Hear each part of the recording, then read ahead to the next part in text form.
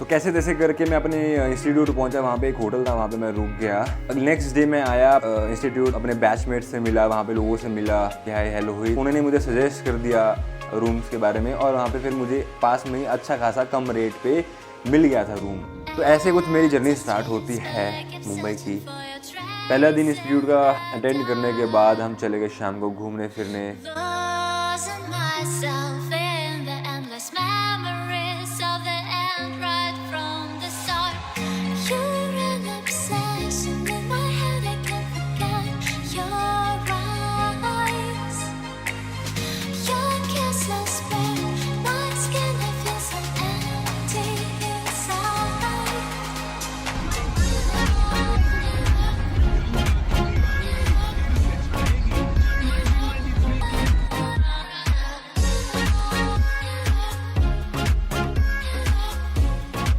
घूमते रहे, हमने बहुत अच्छी जगह एक्सप्लोर करी।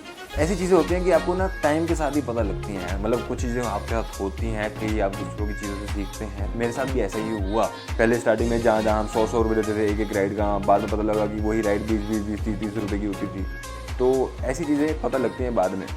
घूमते रहे फिरते रहे, बहुत मज़ा आया। मेरा एक फ्रेंड था जो 24th फ्लोर पे रहा करता था। बहुत खूबसूरत व्यू, उसके आसपास कोई ज़्यादा लंबी बिल्डिंग नहीं थी। इतना अच्छा व्यू यार, ऐसा व्यू आया करता था वहाँ पे, जैसा कि आप देख रहे हो अभी। हमारे इंस्टीट्यूट में ऐसे 3-4 महीने निकल गए, बहुत फ़न किया उस एरिया में। उसके बाद मैंने शिफ्ट कर दिया लोखंड वाला में।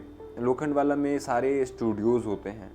स्टूडियोज़ में आप ऑडिशन देते हैं। वहाँ पे मैक्सिमम प्रोडक्शन हाउस से कपिल शर्मा का भी प्रोडक्शन हाउस वहीं पे था, हिमेश रेशमिया। 100 बंदा खड़ा है ऑडिशन देने के लिए। इतनी छोटी छोटी जगहों में ऑडिशन हो रहे हैं। आधे से ज़्यादा तो फ्रॉड होते हैं, कुछ नहीं पता कौन क्या कर रहा है। बस जहाँ लाइन लगी है वहाँ लग जाओ। बाद पता लगता था वो किसी और चीज़ की लाइन होती थी। सबको लगता है ऑडिशन की लाइन आएगी। लोखंड वाला थोड़ा एक्सपेंसिव है वहाँ से, तो पर जो भी था बहुत अच्छा एक्सपीरियंस रहा है। वहाँ पे कुछ स्पेशल फूड, समोसा पाव, बड़ा पाव, अंडा पाव, ये चीज़ें बहुत ज़्यादा चलती थी वहाँ पे। वो मेरे को भी बहुत पसंद थी, तो मैं भी एंजॉय करता था ये सारी चीज़। लोखंड वाला पहुँच गए। लोखंड वाला में हमने ऑडिशन दिए। ऑडिशन में क्या होता है ना, 90% ऐसा होता है कि लोग आपकी बेइज्जती करते हैं। बेइज्जती करते हो तो आपको डिमोटिवेट नहीं होना है। जो भी सोच रहा है एक्टिंग करने के लिए, मुंबई जाने के लिए, इस फील्ड के अंदर जाने के लिए, तो बहुत सारे लोग आपको क्रिटिसाइज़ करते हैं। मैक्सिमम लोग आपको क्रिटिसाइज़ करते हैं। मैक्सिमम लोग उसमें फ्रॉड होते हैं। और मैक्सिमम लोग आपको क्या बोलेंगे, आप मुझे इतने पैसे दो, मैं आपको काम दिला दूंगा। मुझे इतने पैसे दो, 1000, 2000, 3000, 10,000, 20,000, 30,000। कई ऐसी कंपनीज है जो बोलती हैं आप यहाँ से रजिस्ट्रेशन करो, आपको हम काम देंगे, अपना कमीशन लेंगे। तो कई लोग अच्छे हैं, कई लोग बुरे हैं। आपको खुद देखना पड़ेगा, आपको स्मार्ट होना पड़ेगा उसके लिए। ये मेरा एक्सपीरियंस रहा है। जितने भी बालाजी प्रोडक्शन हाउस सीरियल्स आते हैं, कुमकुम भाग्य, कुंडली भाग्य, मोहब्बतें, मैक्सिमम वहीं पे होते थे सारे शूट, और सारे सेट वहीं पे थे। तो नागिन का शूट चल रहा था, मैं गया वहाँ पे और नागिन का सेट पे मैंने शूट देखा। नागिन का मौनी रॉय वहाँ पे शूट कर रही थी। एक दिन मेरे साथ ऐसा क्या हुआ कि हमारे ना इंस्टीट्यूट में, मेरे को नहीं पता था कि वहाँ पे कुंडली भाग्य ने सेट लगा रखा है, शूट कर रहे हैं वहाँ पे। तो जब पृथ्वी का लॉन्च होना, अगर कोई फॉलो करता है कुंडली भाग्य को, तो वहाँ पे ना पृथ्वी का लॉन्च होना था। तो जब वो ऑफिस के अंदर, उनका सेट का सिनेरियो ये था कि वो ऑफिस के अंदर जाता है, जो कि हमारा रिसेप्शनिस्ट था। अब मुझे नहीं पता नीचे शूट चल रहा है, मैं ऊपर से आया रहा नीचे, मुझे कुछ काम था, मैं फटाफट आया, मैं अंदर घुस गया। मैंने देखा इतनी लाइटनिंग कहाँ से आई, वो मेरे सामने से गुजरा।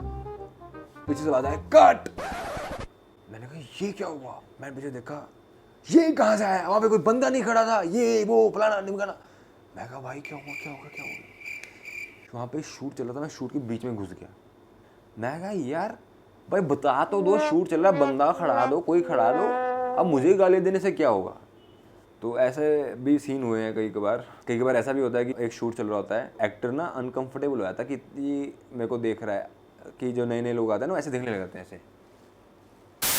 तो एक्टर अनकंफर्टेबल होता है, वो बोल देता है कि जाओ यहाँ से। तो सेट वाले बोलते हैं निकालो, सबको निकालो। ऐसा भी सिनेरियो होता है। तो अलग अलग सीन है सबके, और बहुत मज़ा आता है यार। देखो शूट देखने में, एक्टिंग करने में मज़ा आता है। आपको जो रिस्पेक्ट मिलती है उसमें मज़ा आता है, आपको जो फेम तो मिलता ही है, खैर बाकी हर चीज़ में मज़ा है ही। कि मेरे साथ एक खतरनाक दुर्घटना घटी। मैं नॉर्मल, हमारा डे था, मैं अपना इंस्टीट्यूट से जब वापस आया घर, थक गया था, तो मैं खाना पीना खाया, तो मैं बस सोने के टाइम पे था, 8 बज रहे थे तकरीबन। तो मेरे को फ़ोन आता है कि यार चल घूमने चलते हैं, ये वो वगैरह वगैरह। मैं बहुत ज़्यादा सीरियस, ऐसा नहीं कि मैं मस्ती करता था, बाहर जाता था, दारू पार्टी है वो, मैं बिल्कुल दूर से, जो मैं करने आया हूँ तो वो मैं करने आया हूँ बस, उसके अलावा कुछ भी नहीं।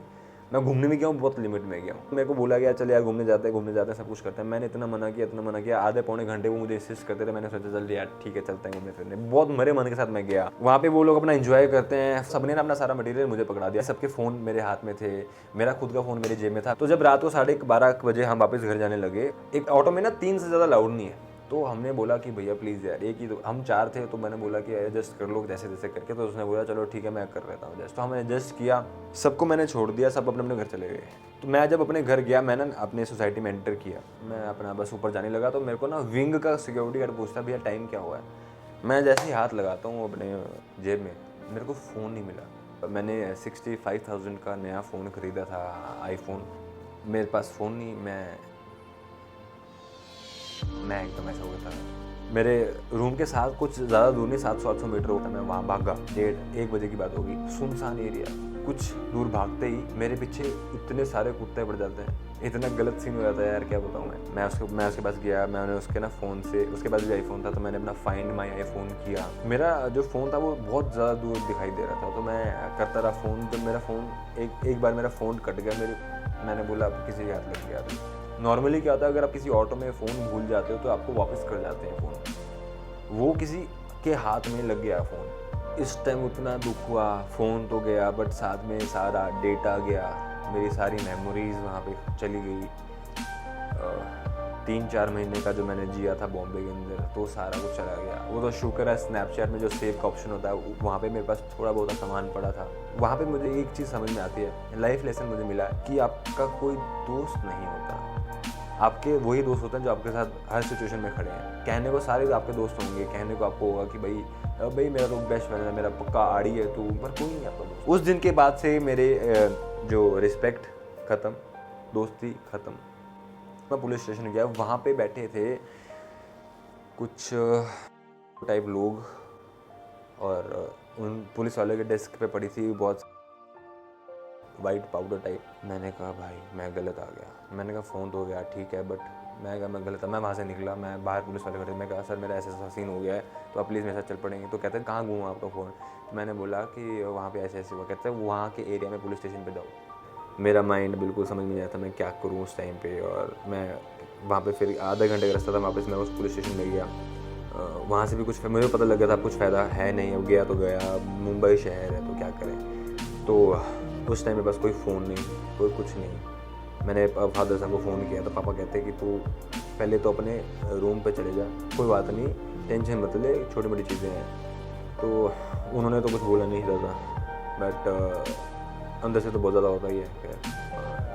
ऊपर से एक्सपेंसिव फ़ोन, सारा डेटा, तो उस टाइम पे तो बहुत ज़्यादा हुआ। फिर मैंने सोचा अब इसका मतलब मेरे को ज़िंदगी कुछ तो सिखा रही है। उसने मेरे को बहुत बड़ा लेसन दिया लाइफ के अंदर। एक तो कि आपका कोई दोस्त नहीं होता, आपको अपनी खुद की मदद करनी होती है।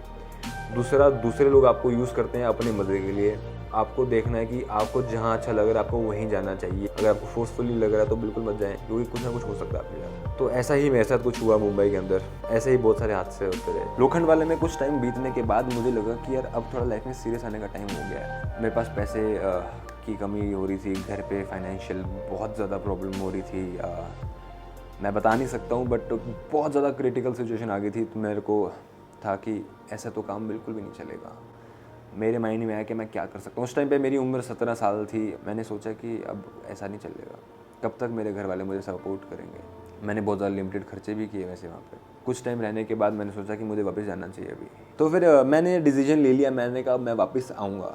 मैंने बोला कि अब मैं वापस चंडीगढ़ आऊँगा और चंडीगढ़ में कुछ बिज़नेस अपॉर्चुनिटी को देखते हैं, कुछ पैसा कमाते हैं, कुछ ऐसा करते हैं कि वहाँ पे कुछ टाइम मेहनत करने के बाद मैं वापस आ जाऊँ। कम से कम मेरे पास पैसा होगा, किसी से मांगने की जरूरत नहीं पड़ेगी, घर वालों को टेंशन नहीं होगी किसी चीज़ की। तो मैंने बहुत ही हार्श, बहुत ही मतलब जिगरा करने के बाद मैंने वो डिसीजन लिया और मैं वापस घर आया।